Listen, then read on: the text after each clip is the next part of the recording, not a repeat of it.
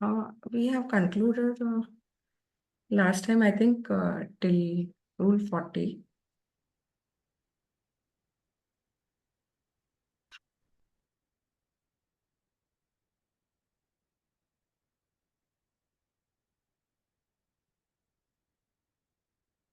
Can I start, sir? Please go ahead, madam. Yeah. Actually, we had a reading of this Rule 41, but I thought we'll connect with this section and rules. We have concluded till Rule 40 and hearing of appeal. Basically, they have stated that on the day fixed or any other day to which the hearing may be adjourned, the appellant shall be heard in support of the appeal. The appellant tribunal shall then, if necessary, hear the respondent against the appeal, and in such case, the appellant shall be entitled to reply. So here, they can fix the date for hearing the appeal either by the appellant, and even they can give the opportunity to respondent to give his submissions against that appeal. And in such case, the appellant shall be entitled to reply. So this is what pertaining to the appeal. So here, I think they are trying to say that it's a memorandum cross objections which has been given by the respondent. Even he will be given an opportunity to give his submission against the hearing. So I think it will be on the same day, sir, which is fixed. Because on the day fixed, so that will be fixed by the tribunal or any other day to which the hearing may be adjourned. So whatever the day has been decided for hearing the appeal, on that day the appellant as well as the respondent will be given an opportunity to give their submission or at the later or at the adjourned date also. But why again they have stated the appellant shall be entitled to reply is again issue, sir. Madam. Yes, madam. Sir, what they are trying to say is on the day fixed or any other day to which the hearing may be adjourned, the appellant shall be heard in support of the appeal. So that is the day which is fixed for giving his submission, sir. Then again, they have stated the appellate tribunal shall then, if necessary, hear the respondent against the appeal after hearing that appellant.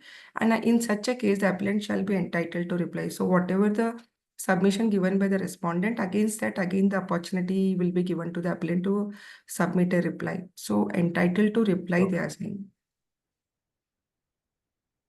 Madam, this is not a written reply. This is a oral arguments and counter arguments or reply or rejoinder during the hearing. It is not a written, again, one more written reply is not what is being envisaged here. Oh, okay.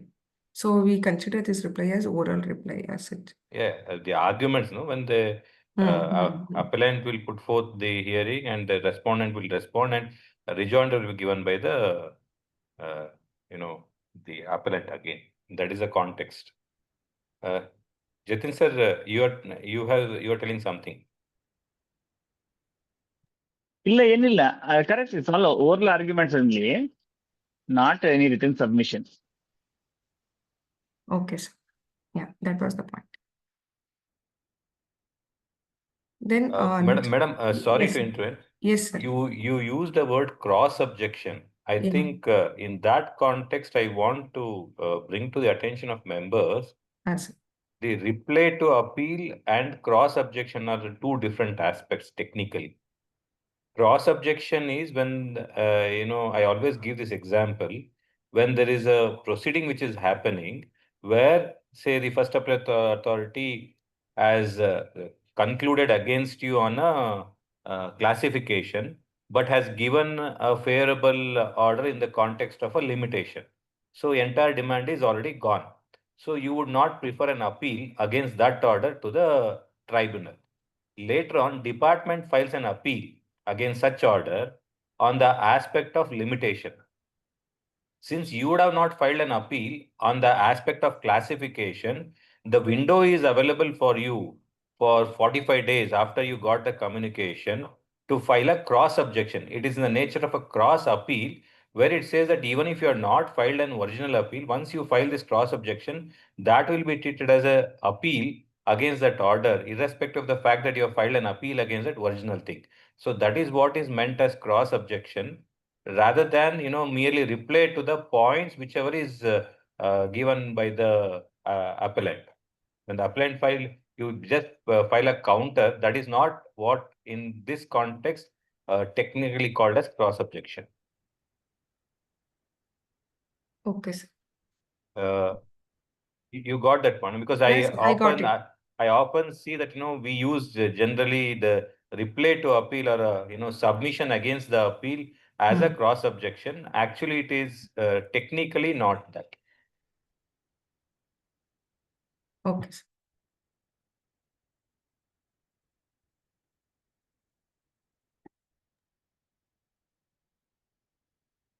You may proceed, madam. Yes. Then next is action on appeal for appellant default. When on the day fixed for the hearing of the appeal or any other day to which the hearing may be adjourned, the appellant does not appear when the appeal is called on for hearing. The appellate tribunal may, in its discretion, either dismiss the appeal for default or hear and decide it on merits. Provided that where an appeal has been dismissed for default and the appellant appears afterwards and satisfy the appellate tribunal that there was sufficient cause for his non-appearance when the appeal was called on for hearing, the appellate tribunal shall make an order setting aside the dismissal and restore the appeal. Sir, as such, like three opportunities will be given, sir. Like 3 times, they have the right to defer the give an opportunity for hearing. So, in case if the concerned appellant has not represented the case, then in that case they have the right either to adjourn the case or they can dismiss the appeal. And after the appellant has given his reason for non-appearance on that respective day, depending upon that reason, they can again set aside that dismissal and restore the appeal. So I think they are just trying to bring out on that aspect. But they have stated only on appellant's default, not on. Annapurna madam, Yes. you just the 3 opportunities. Can just refer to that provision if Yes. you have. It's in 75, no, sir? 75, it's 6. No, that is for the show cause notice thing. Show cause the notice. tribunal And thing. even for tribunal also it is there also. No, my point is it that, if somebody doesn't appear, doesn't seek for adjournment, still are they supposed to give a 3 opportunity? That's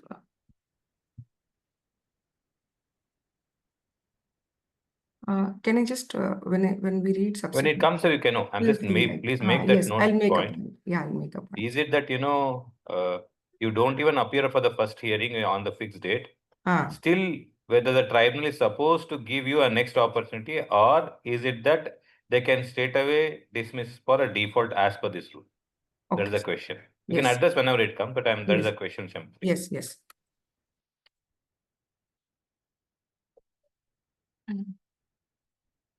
Then hearing of appeals ex parte. So where on the day fixed for hearing of the appeal or on any other day on which hearing is adjourned, the appellant appears and the respondent does not appear.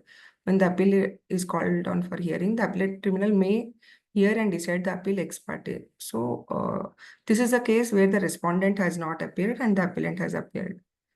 So it is the discretion of the appellate tribunal to decide the case as ex parte. Now, anything else? Anything to be discussed here? Or shall we proceed?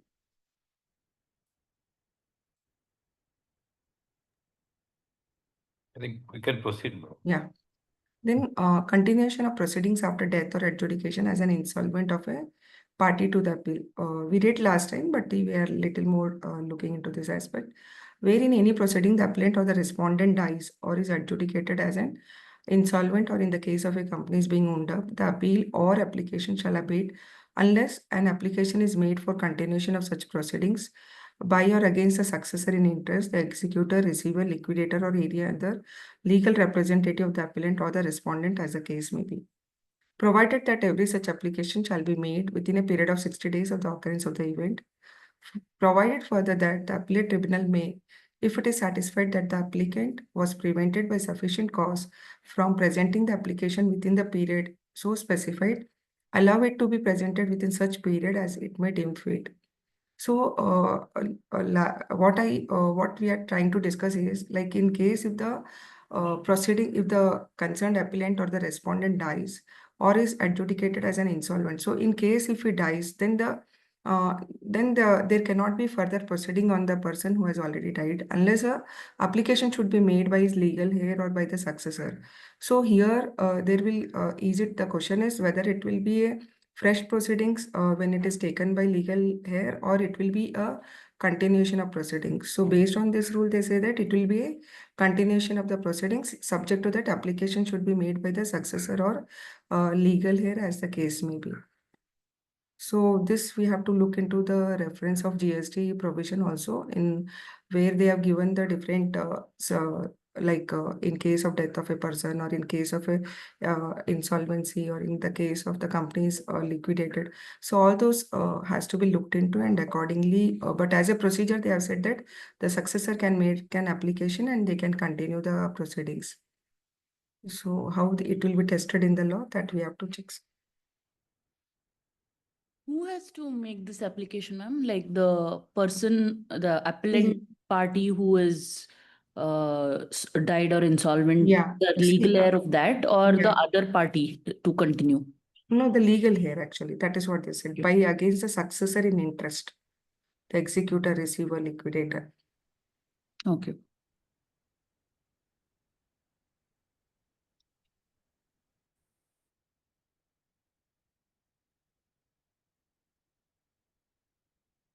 They are trying to, it has to be made within 60 days, and if you are not able to give, then you have to give the reason why it is not given 60 days. But this procedure we have to see, sir. Anything, sir, here, like, can the proceedings be continued? I think this is the issue which is around, revolving around. In case of a death of a person, whether the notice can be issued or whether the proceedings can be taken against that person. But in case the matter is pending and in case if it is expired, then the legal heir has to give an application and continue the proceedings. I think Jatin sir, if I remember, yes, last time when we were discussing, he was mentioning the corresponding provision in the act is not there. Something like that Jatin sir was mentioning. Correct, Jatin sir?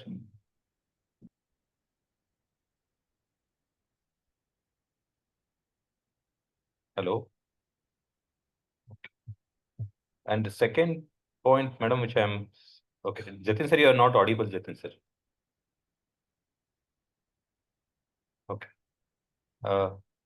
Anyhow, the one more aspect I saw is that it is referring to a death, respondent dies. Dies is generally linked to an individual and a company is coming out. Other form of entities, there is no mention about that in this provision. What happens to that other form of entities is something also which I was thinking on that. If anybody wants to come out and say on that, otherwise we can note and then proceed further. Sir, I think they've added here, na, sir, like insolvent or in the case of a company. No, company is there, individual is there. Partnership is not. Is a cooperative society, societies, AOP. So those things are not specifically mentioned here. So what happens in those cases? So because partnership dissolves. Yes. So then recovery part, yes, but what about the continuation of the proceedings part of it? Good. Yeah, we can note and proceed further. Yes, yes. Unless somebody wants to comment on that.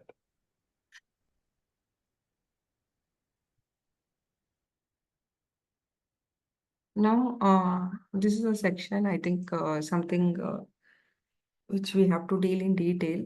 Basically, this is on a production of additional evidence. So the parties to the appeal shall not be entitled to produce any additional evidence, either oral or documentary, before the appellate tribunal, provided that if the appellate tribunal is of the opinion that any document shall be produced or any witness shall be examined or any affidavit shall be filed to enable it to pass orders or for any sufficient cause, or if adjudicating authority or the appellate or revisional authority has decided the case without giving sufficient opportunity to any party to adduce evidence on the point specified by them or not specified by them, then the appellate tribunal may, for reasons to be recorded, allow such documents to be produced or witness to be examined or affidavits to be filed or such evidence to be adduced. The production, if they actually they are not entitled to produce any evidence, but the appellate tribunal is of the opinion that additional documents are required. And if the orders are passed without following the principle of natural justice, that is without giving any opportunity, if they are passed any ex parte order, then based on the reasons to be recorded, allow such documents to be produced or witness to be examined or affidavits to be filed or such evidence to be adduced. The production of any documents or the examination of any witness or the adducing of any evidence may be done either before the appellate tribunal or before the authority as the appellate tribunal may direct. Now, the next point I'll just try to bring out here is, if I have to read the provision of the law, sir, which we are aware that procedure before this appellate tribunal, what they are trying to bring out here is the appellate tribunal shall not, while disposing of any proceedings before it be bound by the procedure laid down by Code of Civil Procedure, but shall be guided by the principle of natural justice and subject to the other provision of the Act and rules that they have the power to regulate its own procedure.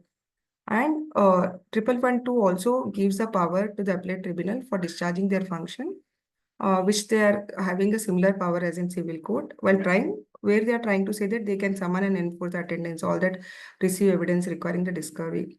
Now we are reading this with the rules. So now if we are going to read these rules, this is a new rule, I think, sir, which was to the extent I understand that similar rule was not there in the SESTAT rules. Am I right, sir? And basically, they are trying to bring out that the appellant shall not be allowed to produce before the appellate authority or the appellate tribunal any evidence, whether oral or documentary, other than the evidence produced by him during the course of a proceeding before the I think adjudication. you're reading 112 rule, right? Yeah.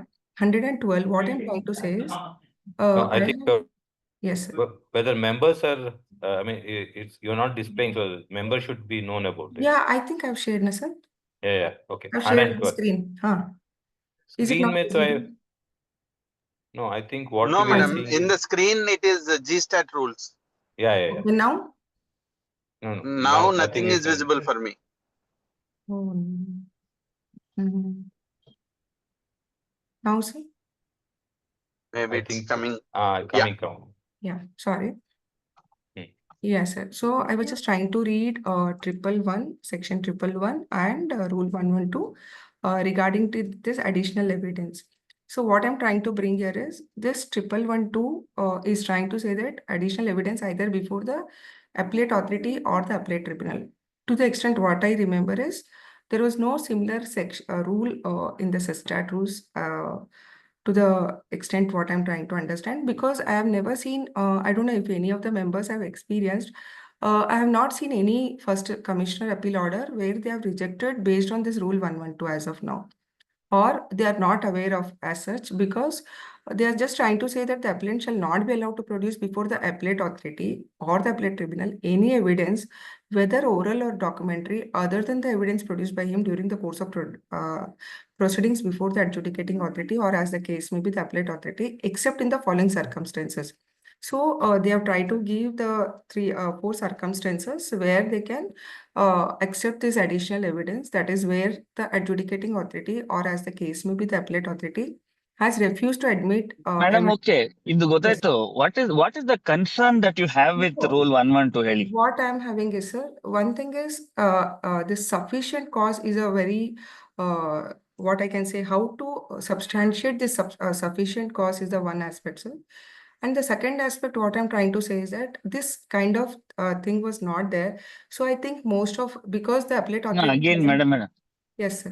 What you're saying, I understand. But what Yes. is your concern? It was not there before. Supply also was not there before. Yeah. What is your concern with this rule now? What is the worry? Why are you worried about 112? Is only one point I would like to know, sir, because appellate authority doesn't have power to remand, whereas the appellate tribunal has the power to remand. So, for example, if the ex parte order is passed by the adjudicating officer and the proceedings are taken to the tribunal, and being this a last fact-finding authority, My concern was if this would have been only appellate tribunal, that was fine, but I don't know how they are going to take into this consideration before the appellate authority was my concern, sir. Okay. See, I'll tell you my understanding. Yes, sir. Appellate authority is not required to redo audit and adjudication. Yes. All right. Today, in VAT, the greatest evil thing that used to go on is you go on appeal on 3 issues, you will come out with 8 issues. Because JC Appeals used to collect books of accounts. Even now that JC Appeals thinks that he can do what audit officer has forgotten to do. Hmm. He says, books ಎಲ್ಲ ತಗೊಂಬನ್ರಿ ನಾನು ಹೇಳ್ತೀನಿ, I will verify, I will check ಅಂತ ಹೇಳ್ತಾರೆ. Hmm. This rule 112 is for our safety to tell the Joint Commissioner Appeals to shut up and not ask for books of accounts. Hmm. Which means he has to, any single evidence, not grounds, any single evidence that he has to newly entertain, he must record why he wants to entertain these things, whether that material was not available previously, why it was not available, what is the reason that it is now being entertained, how significantly it is going to change the course of disposal of the appeal by not entertaining this, etc., etc. These things are necessary. Otherwise, JC Appeals was in the habit of redoing audit. He will do inspection again. You bring me books of accounts, you bring me ledger accounts, you show me bills, you show me vouchers. All these things used to happen in VAT.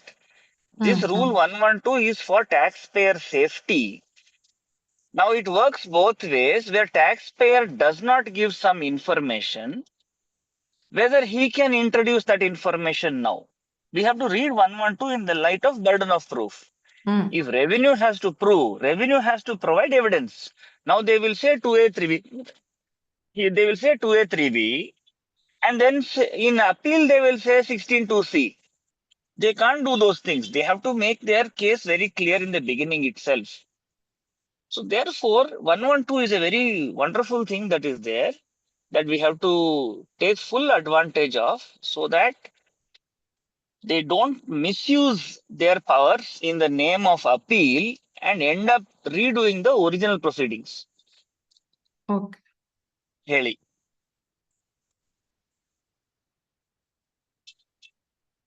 Yes, sir.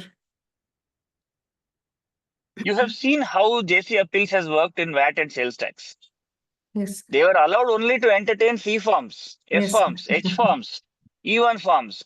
But they said, no, no, no, I will take up new issues. They will bring 15, 5, 3. All those issues they will reopen again. This is never, this was not even a E1 sale. All these things you have seen them do. Yes. They can't, they should not do these things. An appellate authority should stick to his role. He only has to see if the adjudication order is according to law or not. In fact, 112 should become a very important ground in tribunal, where we say that appellate authority has traveled beyond 112 by entertaining some new material. Hmm. This is what we are also trying to tell chartered accountants. Don't introduce new material. Don't give reconciliation. ಕೇಳಲ್ವಲ್ಲ? ಕೇಳೋದಿಲ್ಲ. Reconcile ಮಾಡಿ ಅಭ್ಯಾಸ ಆಗೋಗಿದೆ. So we are giving all the information that officer needs, which should done in audit. So 112 is a very important ground in tribunal. Okay, sir. I'll give you an example. Tomorrow, if an appellate tribunal raises takes certain other material into consideration, in appeal the order can be questioned, saying the appellate tribunal has traveled beyond 112 without any adequate reasons. They have entertained new material. See, by taking in new material, what happens? It goes against 75(7). Hmm. It expands the scope of show cause notice. Hmm. Because once you take a new material into consideration, you cannot use it partially. For example, export of services is in dispute. Hmm. In export of services, there could be any of the parts of that definition that may be in dispute. Hmm. But if you introduce FIRC, Hmm. in appeal or first appeal or second appeal, and there they find that FIRC does not contain foreign currency amount, they ignore it and treat that FIRC as foreign currency? Today there is that judgment where everybody is saying even in rupees, if you can get it as export on the EN LinkedIn ಅಲ್ಲಿ ಸಿಕ್ಕಾಪಟ್ಟೆ post. Yeah, So sir. therefore, they can't say, okay, FIRC was not there, it is there, we will treat it as export. But once, even though FIRC itself does not say what is the foreign currency received, if you entertain any piece of evidence, you have to entertain it in completely or not at all. Yes, sir. Okay. Yes. And one more point here, sir, like while I was reading here, they're trying to say that where the adjudicating authority or the appellate authority has made the order appealed against without giving sufficient opportunity to the appellant to adduce evidence relevant to any ground of appeal. They are also adding the appellate authority here, sir, with like ex parte orders are passed by even appellate authority. So it goes with the section 1111 where they say that they have to follow the principle of natural justice. So they are saying, but shall be guided by the principle of natural justice. So is it? Principle of natural justice. Principle of natural justice is opportunity of hearing. Yes, sir. Principle of natural justice does not refer to introducing evidence in support of grounds. Grounds is already taken. Okay. And if he does not allow somebody to submit, for example, you have seen many cases, in 7 days you submit the certificate and ಹೇಳ್ತಾರೆ. But in 3 days they have passed the order. Okay. So these Yes. are all, see, these 4 clauses are providing the situations when additional evidence may be taken on record. But sufficient cause itself is sufficiently wide enough to accommodate all these transactions, these instances. So therefore, arbitrarily new material cannot keep getting introduced. This, I think, is definitely the result of negotiation between central officers and state officers. The state officers had previously understood that appellate authority includes adjudicating authority also. Adjudicating authority includes appellate authority also, which is why they had to even make an amendment here. Even this remand also, which they have given for appellate tribunal, they have also said remanded to adjudicating authority as well as appellate authority. So Correct. Depending on if the appeal has to be restored and heard, then remand to appellate authority. If remanding to appeal is of no use, if there is ex parte original order, then they can remand back to original authority. Okay, sir. And this anyway we have read, so I will not read again. Functions of this while discharging, they have all this. Sir, as far as this remand back provision is there, in some of the cases when the amount is large and it is passed by the higher rank adjudicating authority, there also, I mean, is it not used in that context alone, sir, or it is? ಗೊತ್ತಾಗ್ಲಿಲ್ಲ. ಅಂದ್ರೆ sir ಇವಾಗ large demands ಇರುವಾಗ higher rank adjudicating authority would have pass the order ಅಲ್ವಾ sir? Example ಕೊಡಿ. Suppose 100 crore demand ಇದೆ, CTO has passed order, ಏನಾಗುತ್ತೆ ಇವಾಗ? CTO cannot ಅಲ್ವಾ sir? So higher rank why CTO cannot do? No, central ಅಲ್ಲ, state ಅಲ್ಲಿ. CTO state ಅಲ್ವಾ? Okay. 100 crore demand, CTO has passed order. ಏನ್ problem ಇವಾಗ? I mean, you are giving some example. ಅಂದ್ರೆ sir ಈಗ remand back before the adjudicating authority ಅಂತ ಬರುತ್ತಲ್ವಾ sir? Is it like whoever has pass the order against which it is appeal, ಅದಕ್ಕೆ ಅಂತ ಇದೆಯಾ sir ಅಥವಾ? No, it is a practice. Go ahead, please go ahead. No, the practice is that, as Jatin sir was mentioned, it is nothing to do with which authority, I mean, which level of authority has a pass an order. The law requires authority has passed an order, that's an adjudicating order. And against that we have gone in appeal, that's an appellate order.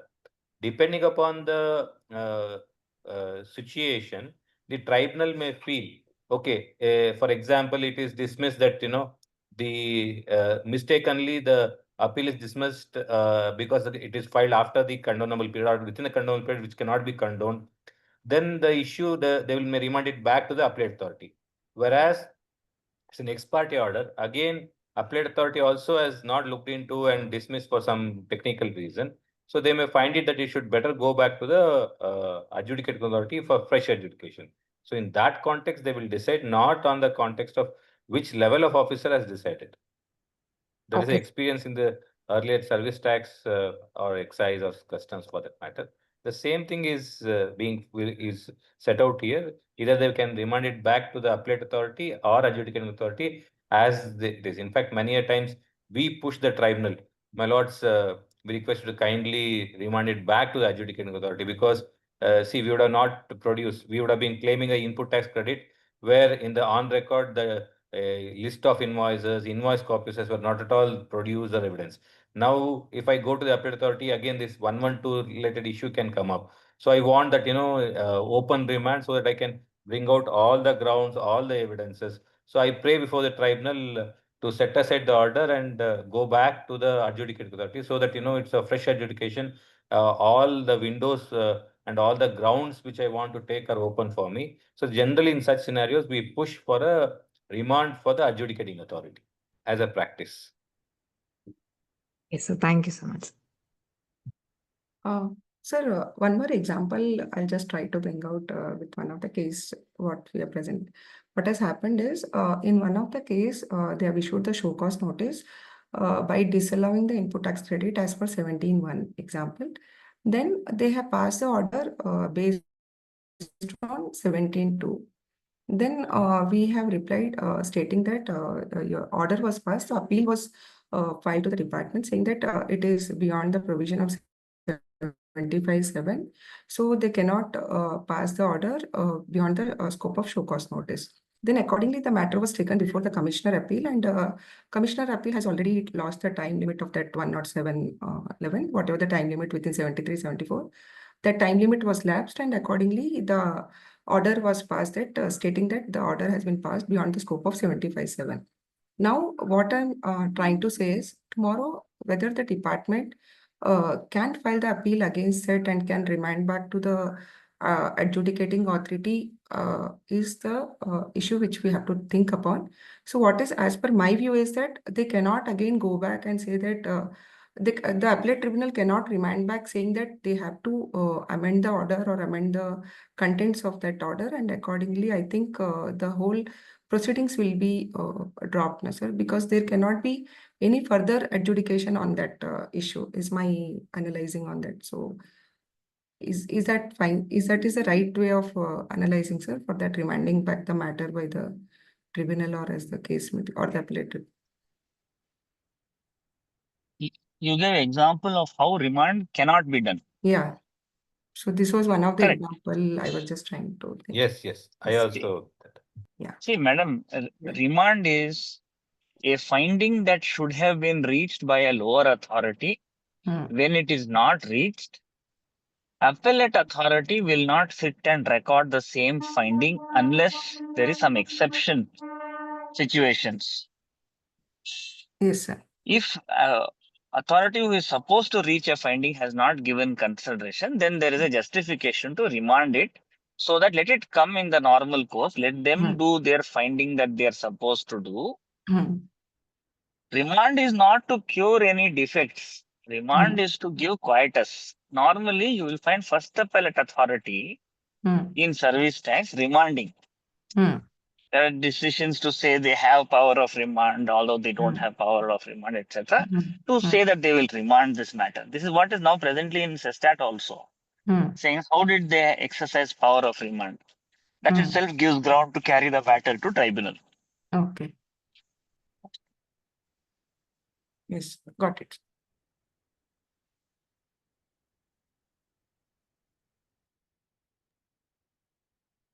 So, yes, shall we proceed, sir?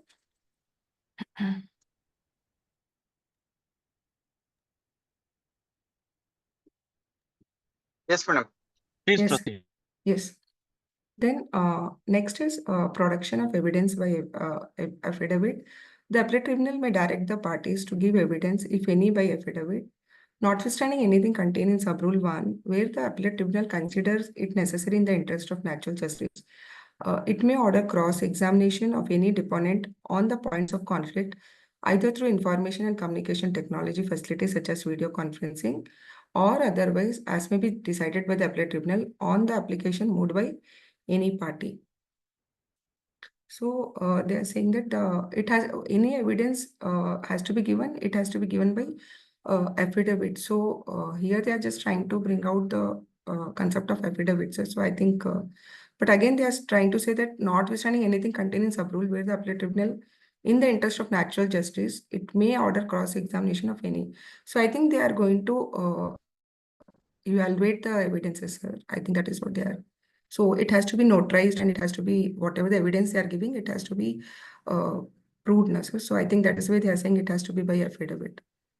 See, there are two sources of any evidence.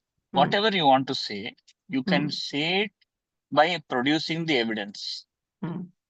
Or you can produce an affidavit without the evidence. For example, if you want to say that SSC has delayed in filing his appeal, the application can be accompanied by a doctor certificate. Now there is evidence to say SSC was not well, therefore he delayed in filing his appeal. Alternatively, instead of all this doctor certificate, etc., an affidavit can be requested. Now what happens, tribunal, this rule says tribunal can direct that a party shall file an affidavit. What is the added responsibility? Let us say doctor has told lies. He's given a false statement. Who is responsible? Doctor is responsible. Now to make the appellant responsible, department tribunal can say, along with the medical certificate, you also enclose an affidavit. You know, there is this thing called perjury. Perjury is lying under oath. You make a statement on oath and then you make a false statement there. Then there can be punishment for a person for misleading the court. So therefore, affidavit is the added responsibility on the appellant. If there is any evidence that is not authored by the appellant, then affidavit can be insisted upon to make the appellant also answerable for the evidence, in addition to the third party source of evidence. Okay, sir. Now we should all learn how to draft affidavits. Yeah. We should learn how to draft affidavits because it's a very important thing to be very precise about what we have to say in affidavit. And before tribunal starts, while we are doing this Tuesday morning meeting, if we find time, sit and draft half a dozen affidavits for delay, adjournment, restoration, rectification. If you draft a few, we'll know how to go about it. Otherwise, when that occasion arrives, all ticket bandmal book kodukbardu. We should write how to get all these things sorted out. Okay, sir.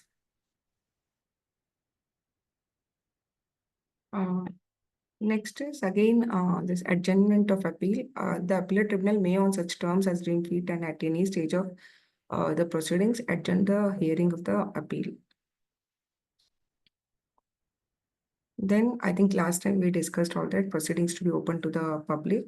So the proceedings can be open to the public provided that appellate tribunal may at any order of the stage generally of it shall not have access. If there is some confidential or sensitive issues, I think then it is not open to the public. Otherwise, it is open to the public. Then IA we referred larger bench. I think we discussed that in case IA yake jump madidre IA na? IA we told na that we'll take a separate session on that. We'll have a separate discussion. So I made a separate on that. We'll have a next session on one special session only on IA specifically. Then appeal referred to larger bench.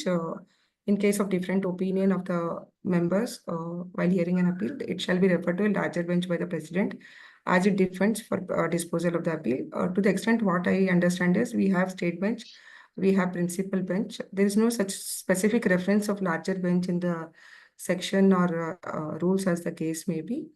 But we have, so what I understand is there is a specific reference of constitution bench. So the president has the power to constitute a larger bench as it deemed fit for disposal of the appeal. So I think this will be applicable only in the case of, both in the case of state benches and principal benches, sir.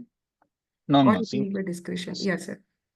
see, larger benches where the party appellant and the respondent will come and argue before a 3-member bench or a Hmm. 4-member bench. But in the act, it talks about reference to a third member. So this Hmm. rule is not in accordance with the act. Act, yes, sir. So we can't discuss what is a larger bench because larger bench issue itself is not there in the act. Correct, no? Yes, In sir. service tax central excise, we've had these instances where Because benches there's, are, oh, yes, yaar, sir. ಪೂಜೆ Two ನಡೀತೈತೆ. oh, sir, ನಮ್ಮಲ್ಲಿ. ಹೌದಾ, right. See, when there's 3-member bench which has already passed a decision and the tribunal, and you're trying to say that the 3-member decision itself is per incuriam, then the president can constitute a 5-member bench in Sestat. So here they have to explain. The only provision in the law is that it can be referred to a third member to see the papers and reach a finding. There's nothing to say that the third member can also ask for a hearing for the parties to present what they have to say. Sir, All but those things have to be okay, sir. really. I think generally third member, sorry, larger bench concept was there where two benches had already held in a different proposition. I mean, contrary views.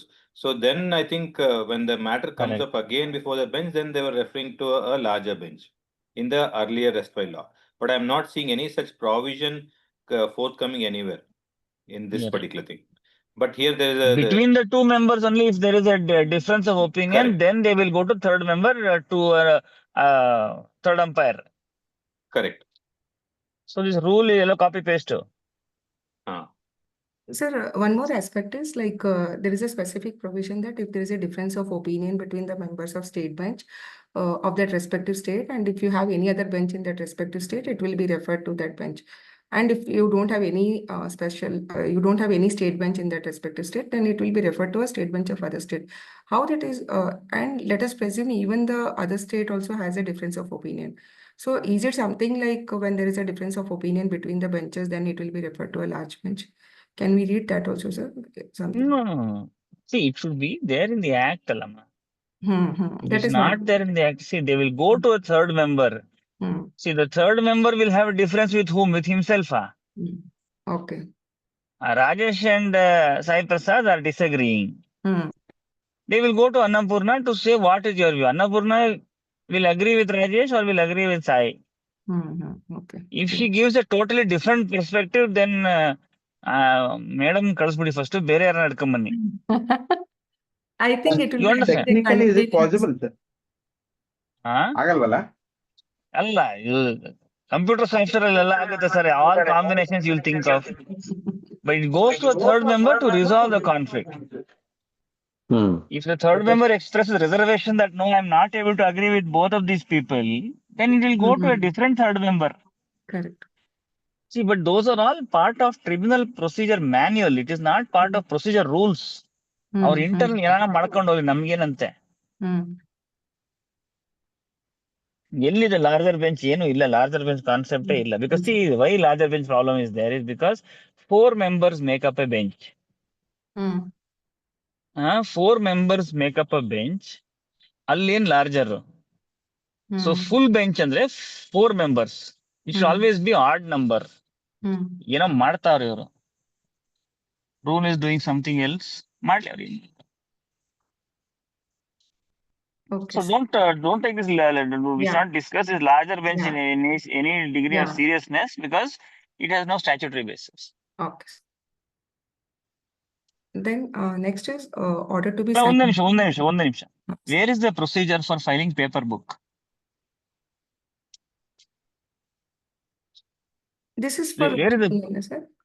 No, there is no procedure for paper book. I want to submit 5 volumes of some documents. Hmm. I want to submit agreements. RERA agreement I want to submit. I want to submit INS 1, INS 2 copy. I want to show all the issues there. Where is it? I 28. can't file 5 volumes along with appeal in Rule 24. Hmm. I want a rule that says within 30 days of filing the appeal, you file paper book anta helbeku. I don't have Hmm. opportunity. Rule 27 says they will go and get all the records from all the officers. ಬಡ್ಡಿ ಮಕ್ಳು ಯಾವಾಗ ಕೊಡ್ತಾರೋ ನಮಗೆ ಗೊತ್ತಿಲ್ಲ. I want a chance because I want to place certain material on record to say that this is the document that is supporting the grounds I am taking. Where is the rule? And that has to come only in the rules. It can't come anywhere else. It will say it has to be indexed, bound, paginated, double line spacing. All these things have to be there, alwa. Paper book is such a fundamentally significant provision. Sir, ಇಲ್ಲಿ ಇದೆಲ್ಲ sir. Illi, all the documents have 24 alli.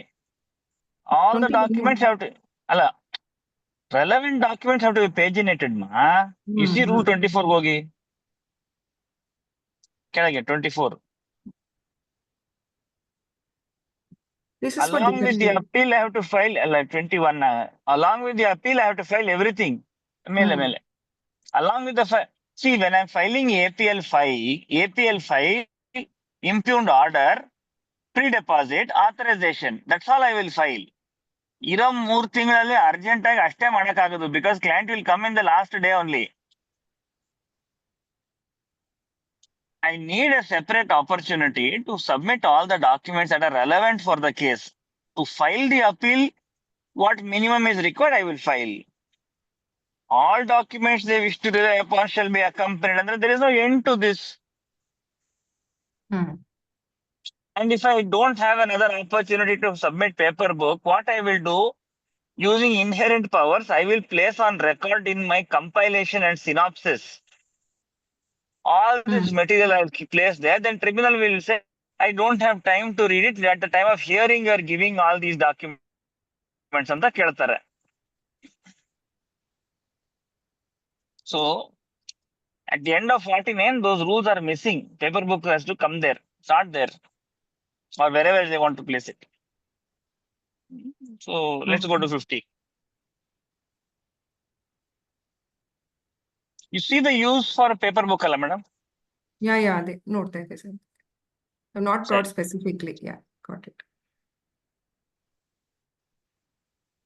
See, tribunal rules now we must read it in contrast with SESTAT procedure rules. ಅಲ್ಲೇನಿದೆ rule, ಇಲ್ಲೇನಿದೆ rule, ಅಲ್ಲೇನಿದೆ rule, ಇಲ್ಲೇನಿದೆ rule. We have to do comparison to understand omissions as well as commissions. Yes, sir. I'll do that. Yes, sir. Then next is order to be signed and dated. So the only they are trying to say that it is signed and dated, but nowhere the reference of that digital signature or reference of IT was I was able to give a reference. So they are just saying that it should be in writing and shall be signed and dated by the members constituting the bench. So last date of hearing of the matter shall be typed on the first page of the order. If the order is dictated on the bench, the date of dictation will be the date of the final order. If the order is reserved, the date of final order will be the date on which the order is pronounced.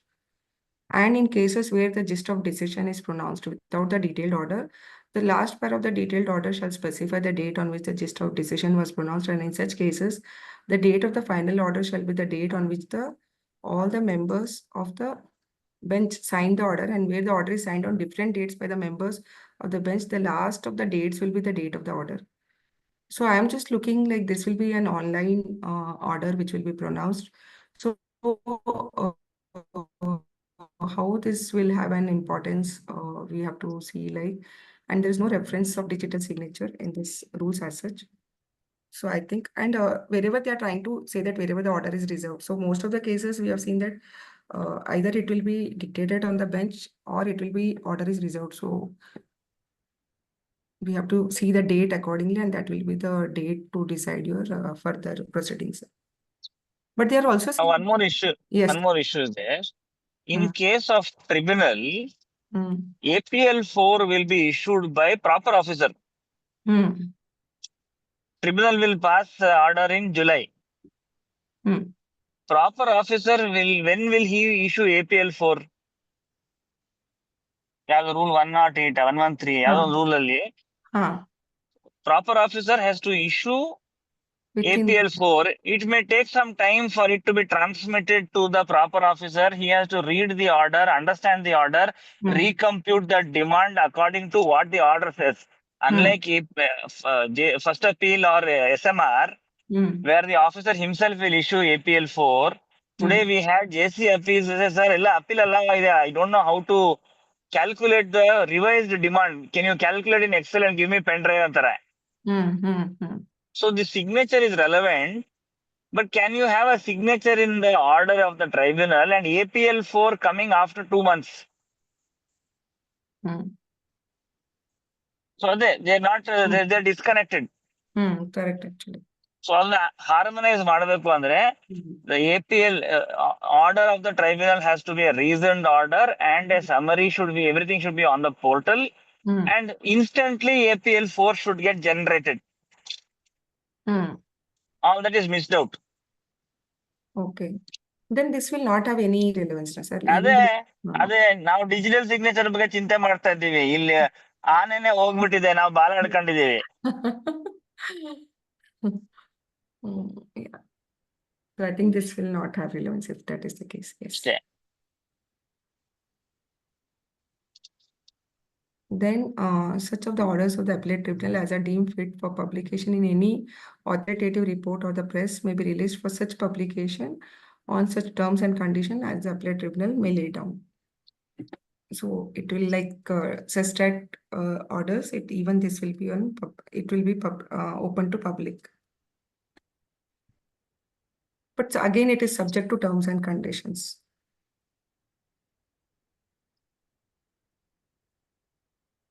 In fact, madam, in any orders, if you see tribunal orders presently, whether given for publication order, there will one thing they will tick for it, so that the tribunal will decide which order to publish, which order not to publish that particular thing. So in that context is this publication. Again, this is there in the court rules, etc. So same thing is there. It is not that all the orders will be available for publication. So such of the orders, what the tribunal thinks, they will give it for a official publication. Okay. It doesn't mean that other orders cannot be published, but it is not given by the tribunal for publication. Okay.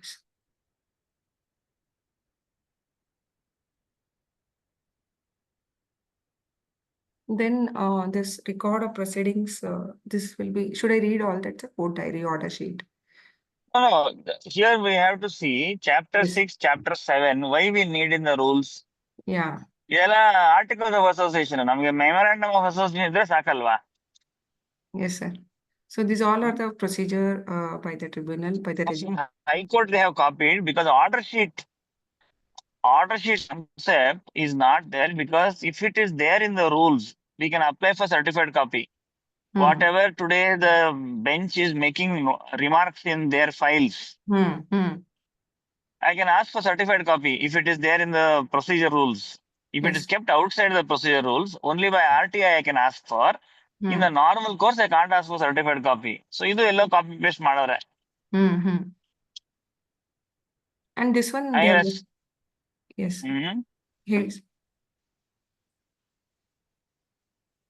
Here's you were saying. No, I said, should I skip this? That's what. Ade. And they are saying that this part, I was just looking for Rule 56.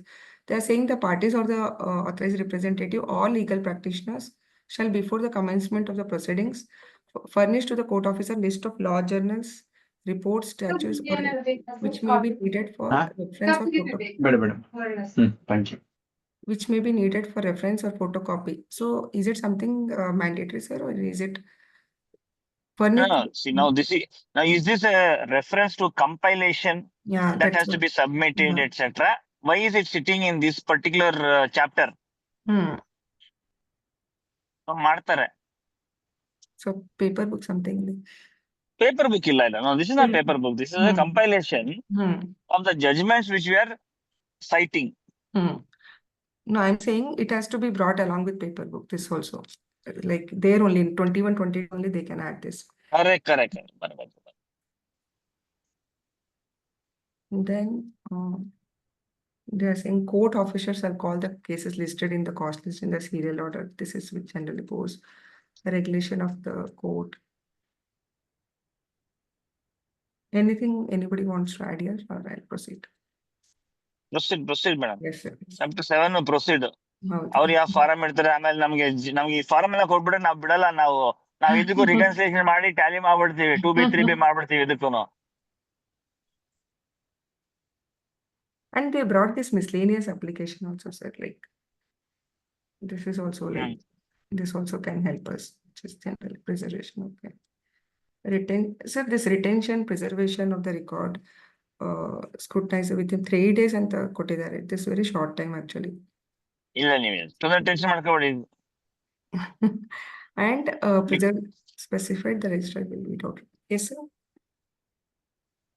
No, proceed please. No, I'm just saying they have said here 5 years after passing of the they say preservation of record. I was just saying they are trying to look into this physical records, whereas we are looking on the this soft copies, but they are trying to bring out on these hard copies. So I think is it something 5 years? This also will change according to me. Correct, ಎಲ್ಲ copy paste. All the even destruction of records, all this I think. Inspection application for grant of inspection, yes. Even for this also they have given the timing, all that. Mode of inspection, maintenance of registrar. Now shall I proceed from 72, sir? Okay. Yeah. So here it is subject to as herein provided no legal practitioner or authorized representative. I don't know why they are specifically again bringing legal. Authorized representative has been defined in Justat rules also and in the section also.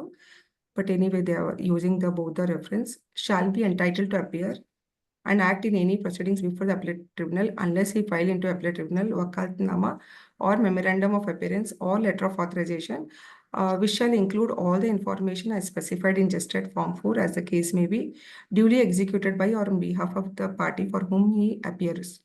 So I think we have to file this wakalatnama and as well as this Form 4. Sir.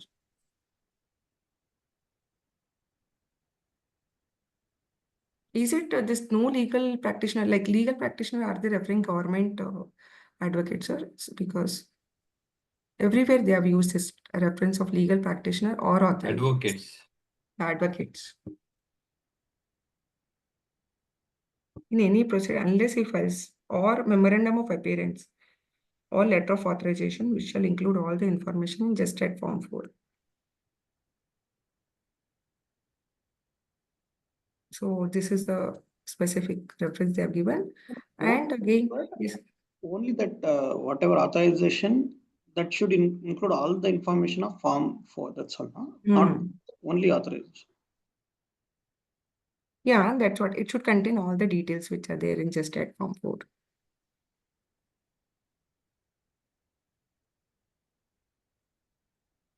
Then consent for engaging or change of authorized representative.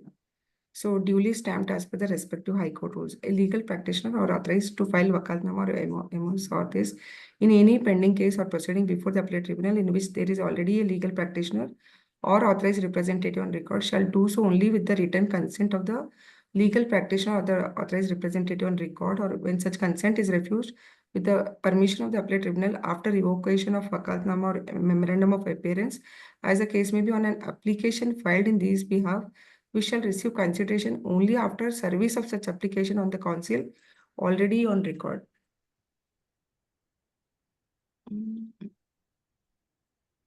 ಅದೇ change of auditors. Change of auditor. ಅದಕ್ಕೆ no objection. ಏನೋ ಸಿದ್ಧಾಗಬೇಕು, ಇಲ್ಲ ಅಂದ್ರೆ ಇಬ್ಬಿಬ್ರು balance sheet sign ಹಾಕ್ಬಿಡ್ತಾರೆ.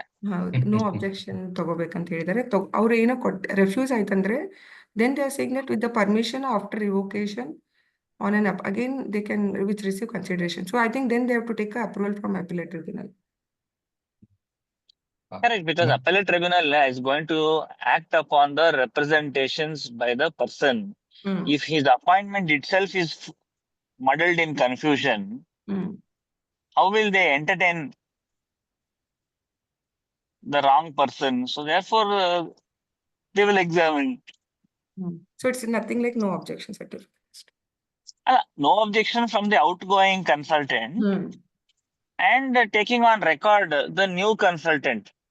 Those things are required. Hmm. Without NOC, etc., it will become a problem. Appellant is eventually prejudiced Annapurna by madam, this. Hmm. Yeah. Hmm. Hmm. Yes, sir. this duly stamped, I think probably you need to look at and bring out. Because in the income tax and all, they do execute this on a stamp paper. But in a tribunal and all, we do not execute any, I mean, on a stamp paper. Hmm. Hmm. So this, and also it is referring to duly stamped as per the respective high court rules. Yeah, this is also something is duly stamped as per respective high court rules. So I think this will also get changed, sir. Change means? And because I think this is something because they're saying as per respective high court rules. So which high court rules we have to refer and what? Again, this clearly indicates it's a copy paste problem. Yeah. And concerned state court, because in Kerala, 1% of the disputed amount Hmm. is to be paid as fees also. Hmm. So whatever is the directions of the High Court, all quasi-judicial bodies under any statute within the jurisdiction of the High Court has to follow directions of the High Court, and there can be different practices in different High Courts. Hmm. Suppose Karnataka says no need for stamp duty, court fee stamp. Karnataka tribunal also will not have, but Kerala, if they say it has to have LDF, then they'll have to charge that also. Okay. Madam, I think in the beginning there's a definition of authorized representative. Yes, If sir. you can just Yes. take me there, if it is at the Yes. beginning. Yes, sir. There is a mention of this duly stamped Yes, sir.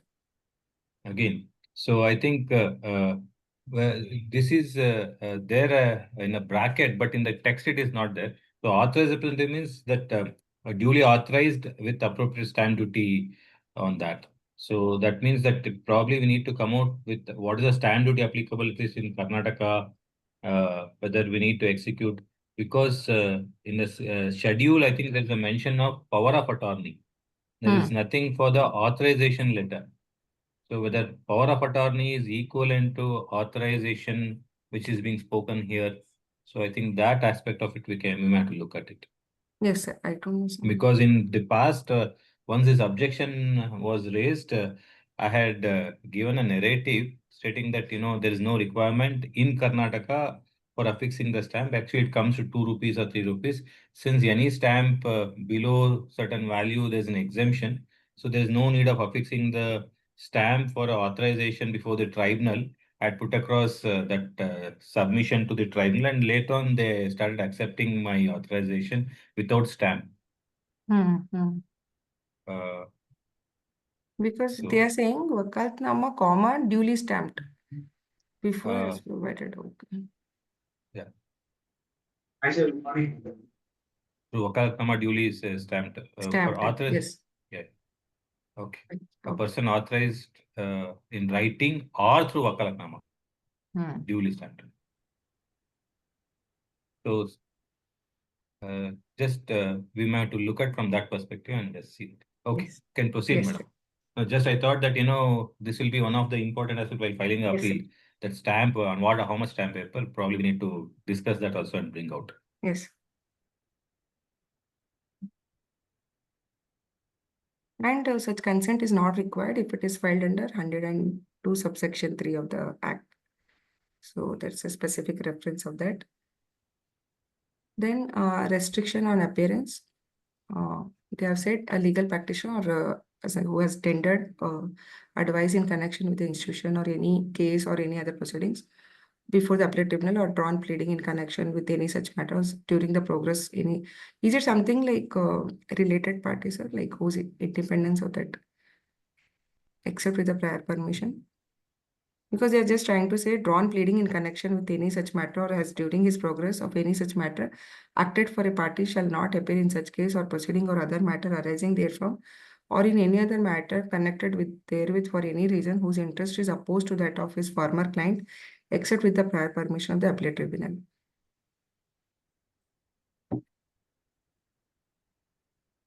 Is it something, sir? Is a interested party or independence? No, with that? conflict of interest only. Conflict of interest, yes. But again, this will rarely occur in taxation matters. Hmm. It's not like they were engaged, department had engaged Rajesh in first appeal and then Rajesh is now being engaged by the party in the second appeal. It's not like that.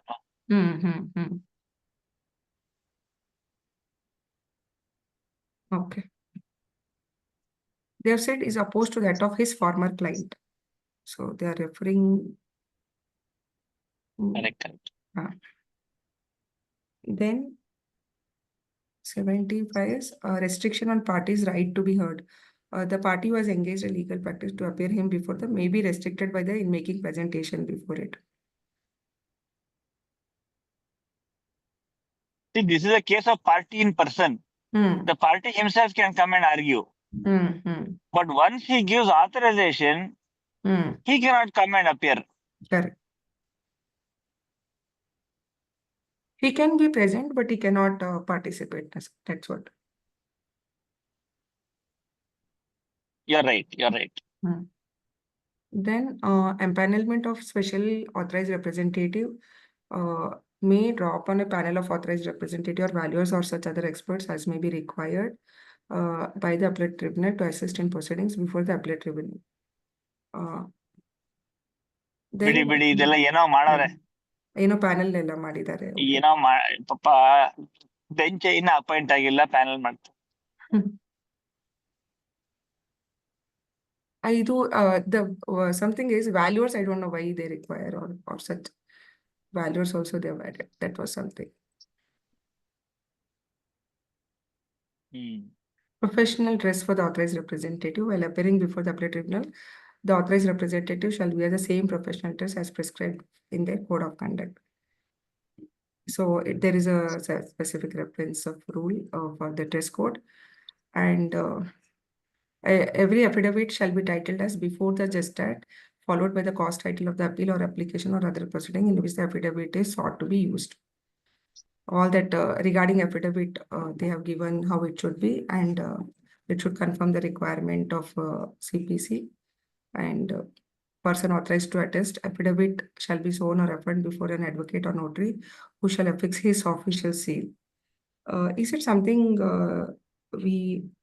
Rule 80 we are talking like, but advocates, as far as I remember, they doesn't have any official seal. I don't know. Notary, ma. Advocate, I'm just thinking. Just Notary. Notary. Okay. ಮರದಡಿ ಕೂದಿರ್ತಾರಲ್ಲ ಅವ್ರೆ.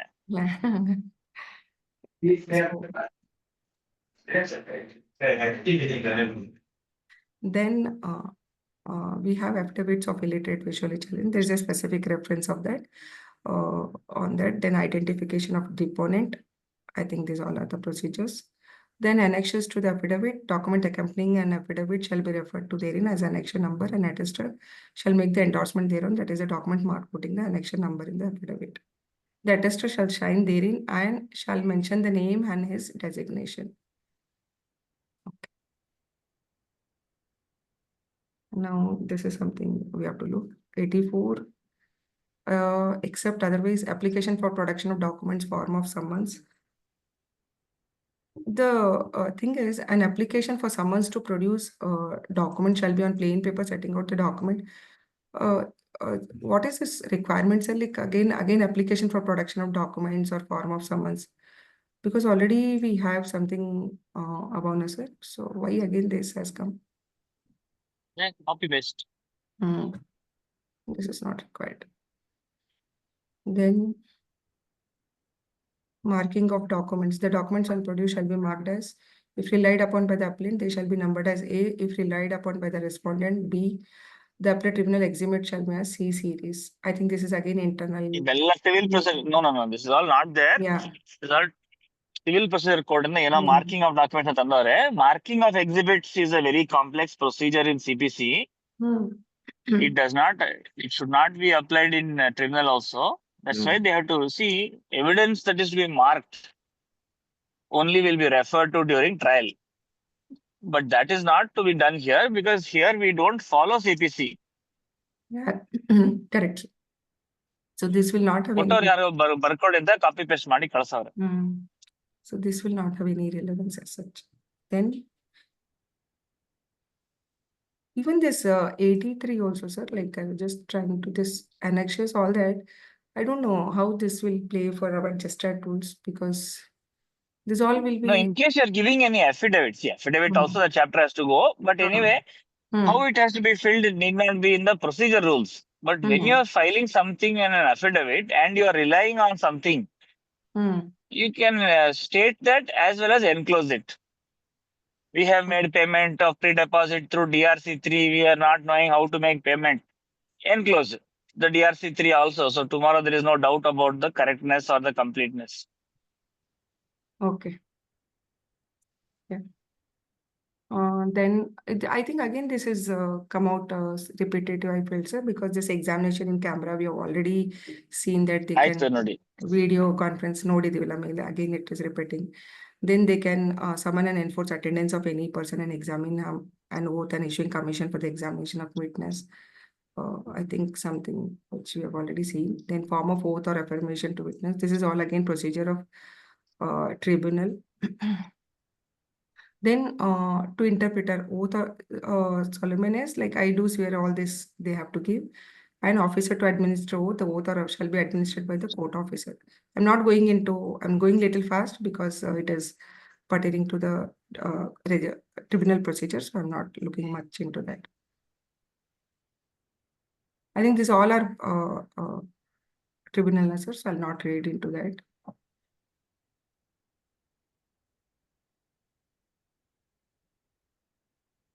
These all are for the witness and the things. Then which rule shall I? Sir, one more, like while I was reading this, what I was thinking is power to impose cost. So I couldn't find any specific section or rule where they were trying to say that the appellate tribunal may in its discretion pass such order in respect of imposing cost on the defaulting parties. I did not find anything specific, sir. Is there anything specific section or rule? Inherent powers. Inherent powers includes powers to impose costs. Okay, because what I remember, what I understood, sir, like it can be imposed by courts and not by tribunal. No, tribunal also can. Tribunal also can. Okay, sir. Okay. Then they are saying how it should be operational. All that says fine, sir. Should I? Proceed. Yeah. Signature again, it has been repeated, sir. Writing, signed, all that. Okay, fine. Authorizing any member to pronounce order. Okay, this is secondary. Sir, I couldn't understand the exact concept of this recusal, sir, actually. If you can. Because something, they brought something as a new concept, I found, sir, like for the purpose of maintaining the high standard, the president shall recuse himself in any case involving a person with whom the president had a personal familiar. Again, this is a conflict of something, sir, interest. See, suppose SMR order is passed by Tulsidas. Tulsidas becomes tribunal member.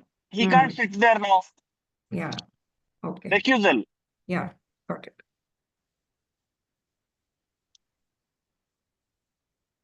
Then where any period is fixed by or under these rules or granted by or filing a document, the appellate tribunal may need discretion from time to time. Okay. This is a one point I would like to add, yes, sir. Like this here in 108, they say that any clerical mistakes in any order of the appellate tribunal or error therein arising from any accidental slip or omission may be corrected by the appellate tribunal on its own motion or an application by way of rectification. And then they are saying that an application shall be made online, which shall include all the information in gested form 1 within 1 month. But if I read a section, which I just show that, 1 second, I'll just show that section.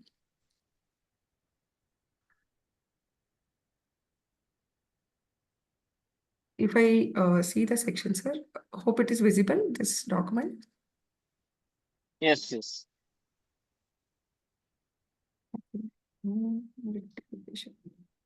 Sorry, I think I missed to paste that. There is a specific section, sir, which is trying to bring out that the rectification should be done within 3 months.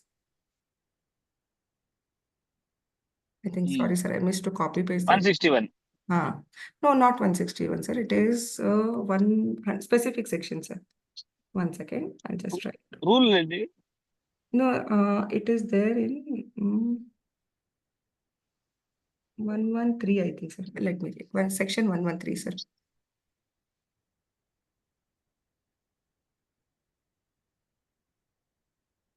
Just 1 second, sir. I'll just open so that we can compare that, because here they are saying that it is 1 month, whereas they are trying to say it is 3 months. So what was the reason? I'm just trying to see, sir. Sections are actually.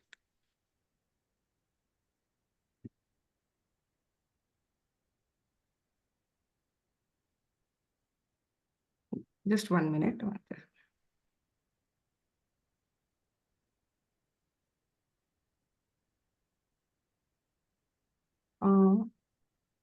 Is my screen No, we are seeing rule 113, madam.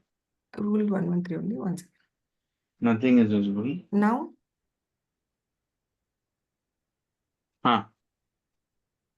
here, if I read this 113, it says that the appellate tribunal may amend any order so to rectify any error apparent on the face of the record if such error is noticed by it on its own accord or is brought to the notice by the commissioner or the commissioner of the state tax within a period of 3 months from the date of the order, provided that no amendment which has the effect of enhancing an assessment or reducing the refund or ITC or otherwise increasing the liability of the other party shall be made under the subsection unless the party has been given an opportunity of being heard.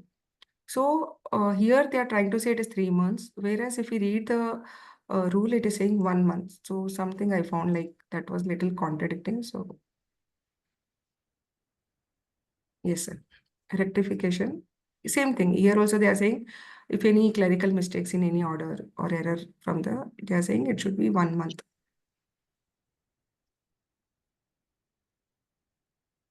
Hello. Hello. Hello. Yes, madam. Yeah, sir. So that was one contradicting with the section and rule. I thought I'll just.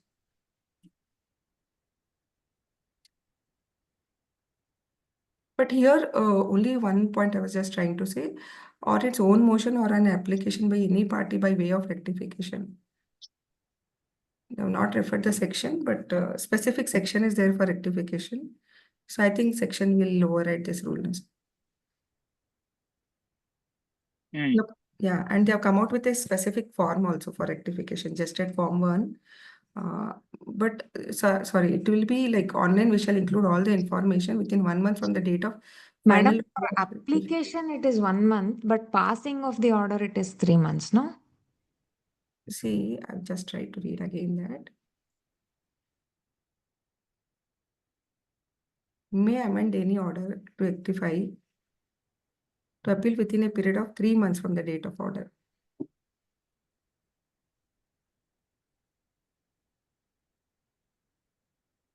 They are saying may amend any order passed by this tribunal under 1.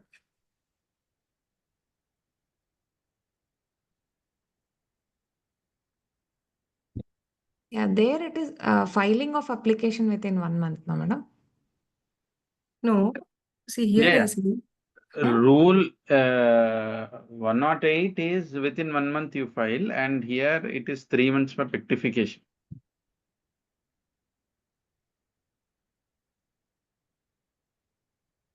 They have again used the word from the date of order, Madam, from the date of application. Yeah. you Wait. presenting, you tell answer. You doubt question ಕೇಳ್ತಾ ಇದ್ದೀರಾ ನಿಮ್ಗೆ doubt ಇಲ್ಲ ಇದೆಯಾ? ಇಲ್ಲ Answer ಹೇಳಿ. What you're toggling between screens and you're doing something. ನೀವು ಯೋಚನೆ silent ಆಗಿ ಯೋಚನೆ ಮಾಡ್ತಾ ಇದ್ದಾರೆ. ನೀವೆಲ್ಲ ಯೋಚನೆ ಮಾಡಿ ಮುಗಿಸಿ ಪ್ರೆಸೆಂಟೇಷನ್ ಇವತ್ತು ಬೆಳಿಗ್ಗೆ. ಇಲ್ಲ sir, sorry sir. Sir answer ಹೇಳಿ ಕರೆಕ್ಟ್ ಆಗಿ. ಏನ್ ಪ್ರಾಬ್ಲಮ್ ಏನ್ ಹೇಳಿ? ಸರ್ ಪ್ರಾಬ್ಲಮ್ ಏನಿಲ್ಲ ಸರ್. ಜಸ್ಟ್ ಆ ರೂಲ್ಸ್ ಅಲ್ಲಿ 1 month ಅಂತ ಹೇಳಿದ್ದಾರೆ. 1 month to file application. ಯಾ. ಇಲ್ಲಿ 3 months to pass order. How do you reconcile the difference? Within 3 months you make application and they will pass order. Okay na? See, apparent error must be attached with a certain sense of urgency. Alva. Because people have to now act upon it. APL4 has to be issued, 117 has to be filed, or liability has to be discharged. Something has to happen. It can't be indefinitely open for someone to wake up slowly after 3 months and make an application. But what is also important is, it is not just a rectification of mistake. All applications, there could be restoration of application, there could be a withdrawal of the order application filed. Many things can be there, Alva. Some new case law comes up. Suppose in the 4th month, a new case law comes, Supreme Court. What should happen to the past order? So therefore, there has to be some timeline for the tribunal's order to reach finality. Right or wrong, it has to be final. Okay, got it. Because I was reading this from the date of final order of rectification, so that's why I got a little confused with that. Got it. Then general power to amend. They have said within 30 days from the completion of pleading, all that they have power to amend also. And what they are trying to bring out here, sir, like within a period of 30 days from the date of completion of pleading, as it may amend any defect or error in any proceedings before it, and all necessary amendment shall be made for the purpose of determining the real question or issue raised by or depending upon such proceedings. So this is very wider way of power which has been given us, sir. Like, and all necessary amendments shall be made for the purpose of determining the real question or issue raised by or depending on such proceedings. So I couldn't connect with that. See, again, in High Court though, see, after all the pleadings are done, if the questions they framed to answer are not require any amendment, then they may make an amendment to the questions and then proceed to pass the order. The framing of issues on the ಮಾಡ್ತಾರಲ್ಲ JC appeals. They'll look at all the grounds and then they'll frame some issues. Yeah. But ಇಲ್ಲಿ after pleading ಅಂತ ಹೇಳ್ತಾರೆ, ಇದು high court ಇಂದ copy ಮಾಡೋದು. Okay. And next is this making of entries is all. I'll not format of order, index of cases, all that after disposal. This is fine. Copies of orders will be there in library. This is fine. Now coming to this electronic filing and processing of appeals and application. In few of the cases, we are able to see that a lot of procedures are pertaining to manual appeal. But basically, what I understand is they have come out with the process, notwithstanding anything contained in chapter 1 to chapter 14. So except as maybe otherwise provided. So they have taken a non-options clause here, and they have tried to say that it will be uploaded in the Gestat portal, and it will be scrutinized, processed through Gestat portal only, and shall be issued accordingly. Everything, all communication will happen through Gestat portal. And whatever the replies has to be given by the respondent also, I think that will also be routed through Gestat portal, and a summary of the final. So only the issue is they are trying to say that it can be either in physical mode or with the permission of the president in the electronic mode. So what I try to understand is that they might open up with both the option of mode of hearing, and accordingly they can proceed for Gestat hearing, sir. So I think we have to wait and see like how this virtual mode will be effective in the case of Gestat tribunal hearing. Like income tax, I think they will also try to bring out something. But here they have not, I think it will be in physical mode, but they are saying upon the permission of the president, it can come in electronic mode. So we have to wait and see, sir, how these procedures are going to be effective. And I think these are all this placing of orders of high court and Supreme Courts before, so that it is in a call books. If any decisions are pending before the higher court, then it will be kept in the call book.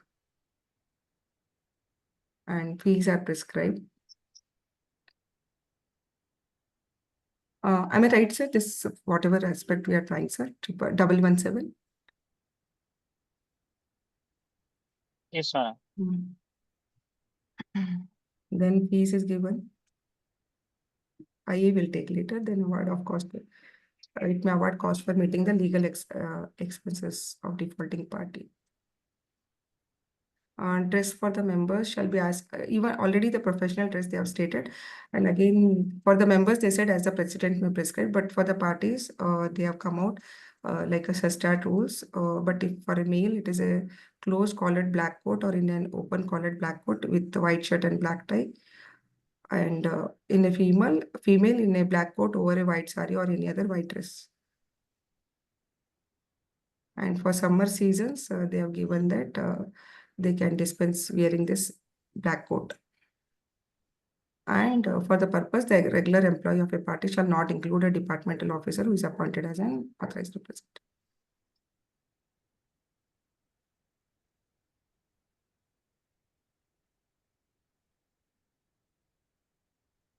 And here also they can pass ROD, sir, I think. But there is no reference of section, sir, here because.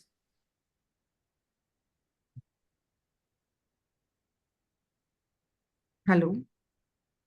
Tell me. Sir, ROD, I was just saying, they can issue this RODs here. So I think specific reference should be made. Specific reference section, Or can they section have is- internally, huh? It is for the rules only in case there is any difficulty. Because ROD 172 is over, alva? ಅದೇ ಆಗಿದೆ ಅಲ್ಲ, so ಅದಕ್ಕೆ ನೋಡ್ತಾ ಇದೆ ಇದು ಎಲ್ಲಿ ಬರ್ಬೋದಂತ.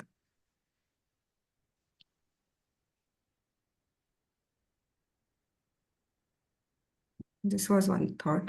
Then inspection of the judge will have authority to inspect the office and proceedings as per the and rules for travel and inspection, as you said. So this is for all the president, technical member, state member. So these are the forms, I think. So this was a thing, sir, which. And they also have this withdrawal of appeal, even in this case also. I'll just end up with that, sir. So what I do. IA ಏನು ಇವಾಗ IA ಇನ್ನೊಂದು reserved ಇನ್ನೊಂದು ದಿವಸ ಮಾಡೋಣ sir, because ಏನಿದೆ madam IA ಅಲ್ಲಿ brief ಆಗಿ ಹೇಳ್ಬಿಡಿ. ನೀವು ಮುಗಿಸ್ಬಿಟ್ಟು ಆಮೇಲೆ IA ಒಂದ್ ಸ್ವಲ್ಪ ಸುಮ್ಮನೆ ಒಂದು ಟ್ರೈಲರ್ ತೋರಿಸ್ತೀವಿ ಅನ್ನೋದು ಏನಿದೆ IA ಇಲ್ಲಿ ಅಂತ. Sir, actually I have to go through that, sir, because specifically I have not gone through that, sir. Okay, ಸರಿ. I'll go through that. Because ಇಲ್ಲಿ ಏನ್ ಎದಕ್ಕೆ IA ಮಾಡಿದ್ದಾರೆ, I have to go through, sir. I have not gone through. ಇಲ್ಲ actually this IA is not the IA referred to in High Court practice rules of practice.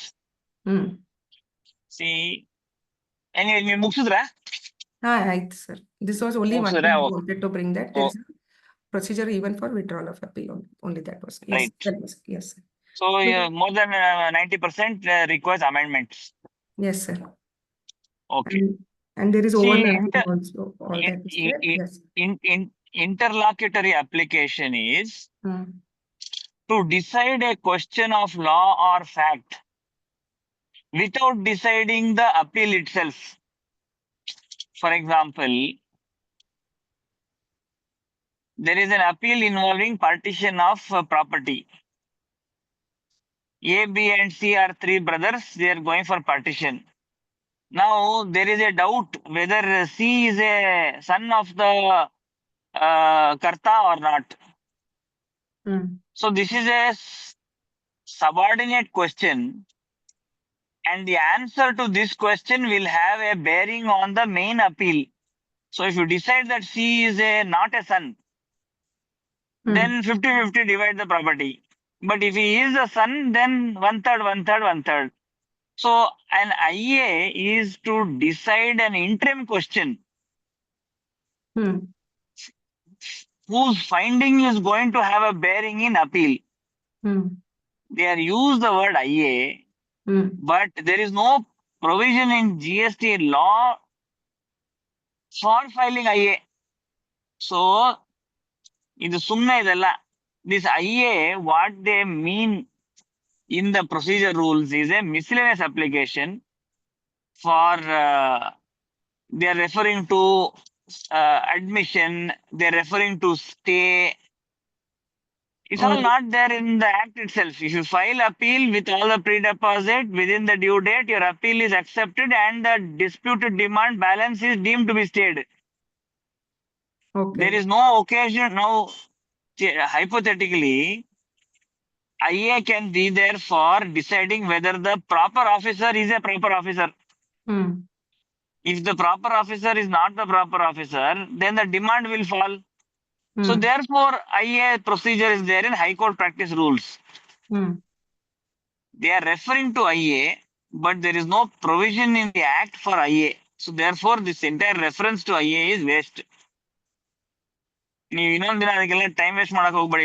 ಬೆಳಗ್ಗೆ ಎಲ್ಲರಿಗೂ ಎಬ್ಬಿಸಿ ಹಾ sir tiffin ಕೊಡಲ್ಲ ನೀವು. ವೇಣು ಸೆಂಡ್ ಯಾವ್ದೋ ದಿವಸ ಟಿಫನ್ ಕೊಡಿಸ್ತಾನೆ ಅಂತ ನೀವು 8 ಗಂಟೆಗೆ ಎಬ್ಬರಿಸ್ಬಿಟ್ಟು ನೀವು ಟಿಫನ್ ಕೊಡಲ್ಲ, ನೀವು ಐಎಗೆ ರಿಸರ್ವ್ ಮಾಡ್ಬಿಟ್ಟು ನೀವು ಮ್ಯಾಟ್ರ್ ಇಲ್ಲ. ಇದು ನೆಕ್ಸ್ಟ್ ಸೆಷನ್ ಬೇರೆ ಟಾಪಿಕ್ ತಗೊಳದ. ನೀವು Yes, ಸ್ಟಡಿ sir, ಮಾಡಿ evidence- ಆತರ if you discover there is one advocate in Sestat, okay, Hmm. I am told that he will tell the court, you reserve the whole day for me, Hmm. Hmm. and he will argue full day. ಬೆಳಿಗ್ಗೆ 10 ಗಂಟೆಯಿಂದ ಮಧ್ಯಾಹ್ನ 2 ಗಂಟೆವರೆಗೂ he will argue. All other cases in the cause list will be cleared for him. ಆ ತರ Annapurna ಮೇಡಮ್ಗೆ Venu full ಕಾಸ್ list ಎಲ್ಲ clear ಮಾಡಿ ಇಟ್ಬಿಟ್ಟವ್ರೆ 3 ದಿನ.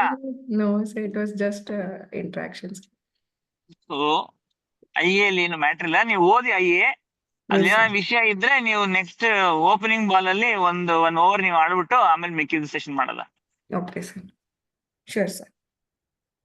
So Sure. only one thing, what I'm trying to, with the limited reading of that, what I'm trying to understand is, as you're saying, which we follow for our tribunal also, na, sir, by filing the miscellaneous application for condonation or for rectification. So I think similarly it will be there for IA. That is what.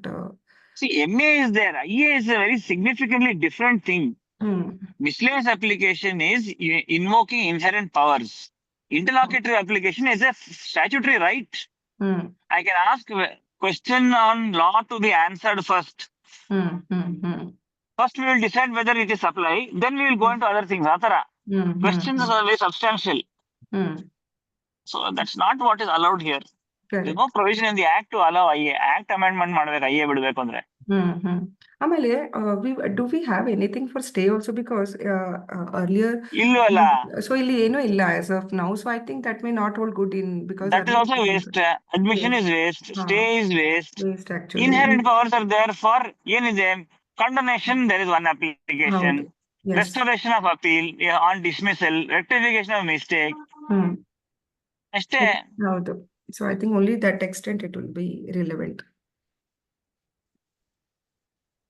Yes, sir. So I think I done with that IA also, sir. Thank you, madam. ನಮಸ್ಕಾರ. Specific reference I'll add, sir. Thank you, sir. Thank you Yes, yes. everybody for Thank this. you. Yeah, thank you. Sir ಇವಾಗ ಇದು Karnataka has 3 benches I mean will be allocated with 3 benches ಅಂತ ಇದೆ. 2 ಅಲ್ವಾ? 2 ನಾ? 3 ಅಂತ ಇದೆ sir letter ಅಲ್ಲಿ. 2. ಹೌದಾ sir? I came across some letters, sir. They've requested for 3 benches and it is approved. And ಅಂದ್ರೆ first 1 bench plus 2 area bench ಇತ್ತು. ಅಮೆಂಡ್ಮೆಂಟ್ ಆದ್ಮೇಲೆ ಅದನ್ನು ಸ್ಟೇಟ್ ಬೆಂಚ್ ಮಾಡ್ಬಿಡಿ ಅಂತ ಕಮಿಷನರ್ ಲೆಟರ್ ಬರ್ದಿರೋದ್ ಒಂದು ಸಿಕ್ಕಿದೆ ಸರ್ ಡಾಕ್ಯುಮೆಂಟ್. ನಿಮ್ಗೆ ಏನಾದ್ರು ಸಿಗ್ತದೆ ಮೇಡಮ್, ಮುಂದಕ್ಕೆ ಹೇಳಿ. ಸೊ ಸರ್ ಇವಾಗ ಈ ಪ್ರಿನ್ಸಿಪಲ್ ಬೆಂಚ್ ಒಂದೇ ಅಲ್ವಾ sir? Principal bench will be only one. Delhi Delhi. So it's like there are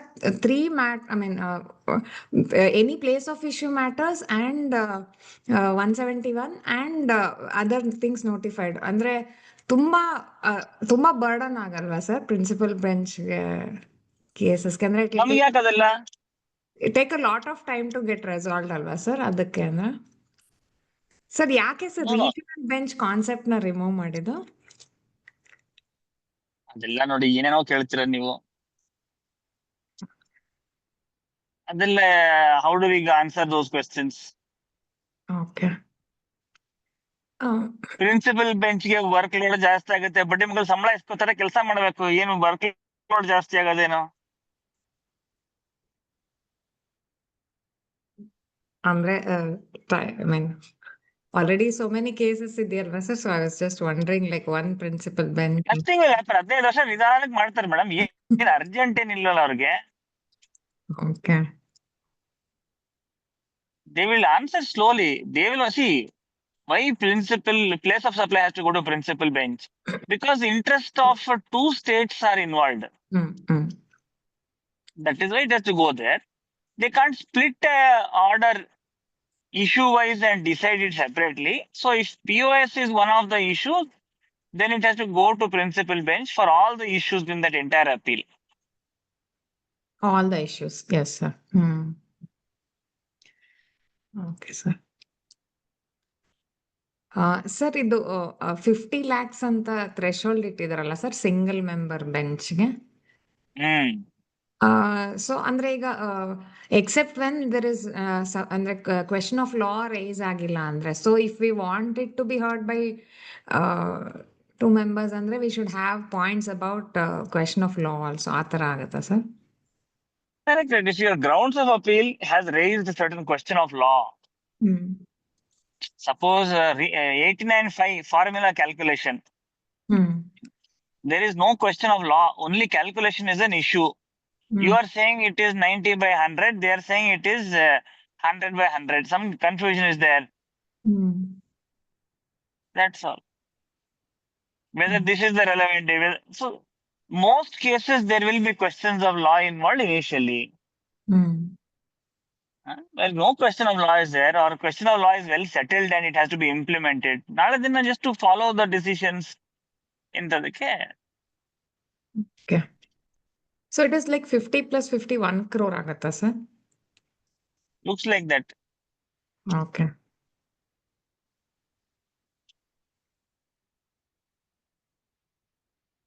So the bigger question is ಯಾವಾಗ ಬರುತ್ತೆ sir? So start. Monday ಶುರು ಆಗ್ಬಿಡ್ತದೆ Because ಇದು ಇನ್ನು full almost everything has to be amended, like there's so much. No, but I don't think we have to wait for them to get their act ready. We are ready or not, we have to examine. We should be ready. We should have all templates, formats, drafts in place. How we are going to raise issue, what grounds we are going to follow. All ready ಮಾಡ್ಕೋಬೇಕಲ್ಲ. There's a lot of work to be done. Right. If they take some more time, it is good for us, but we are all waiting for them to arrive. As soon as they arrive, then we will start wondering what to do. They may not give us 2 years time to file appeal. They may say 3 months time to file appeal from so and so date. Do you think we'll be ready to file few hundred appeals in 3 months time? So we have to do everything that's necessary to get all these appeals in drafts in place. Makes sense, sir. So last question, sir. Like this gestat rules, I know this would have been at the initial stage, but this they are said in exercise of the powers conferred by 111 of the CGST Act.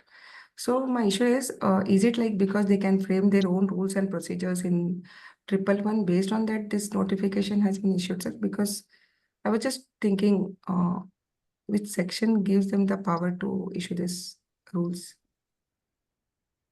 This is flowing from the powers of the president of the tribunal to conduct the proceedings in the tribunal. Once they say he will be appointed, he has powers to regulate the conduct of the proceedings. Under that, provision itself, he will notify the rules. Tribunal shall regulate its own transactions. ಇದೆಯಲ್ಲ madam? ಹೌದು 111. So because just one minute I'll take, sir. There's some disturbance. 1 second, sir. Just in exercise of the powers conferred by 111 of the GST Tribunal hereby makes the following rules for regulating the procedure and functioning of Gestat. And it has a specific reference. Now, if I read this 111 specific reference, just 1 minute, sir.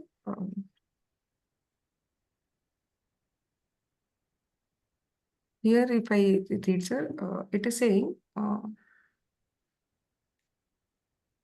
is it under this, sir, the appellate tribunal shall have power to regulate its own procedure and subject to the Correct. other provision they are trying. It is guided by the principle of natural justice and subject to the other provision of this act and the rules made thereunder. The appellate tribunal shall have power to regulate its own procedure. So I think under this has been. Yeah, right. So it is not in 3 or 4. Okay. Yes, sir. Yes, sir. Thank you, sir.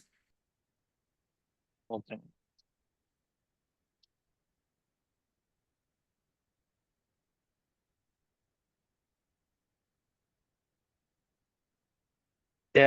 Any other things, sir? Jatin sir, Rajesh sir?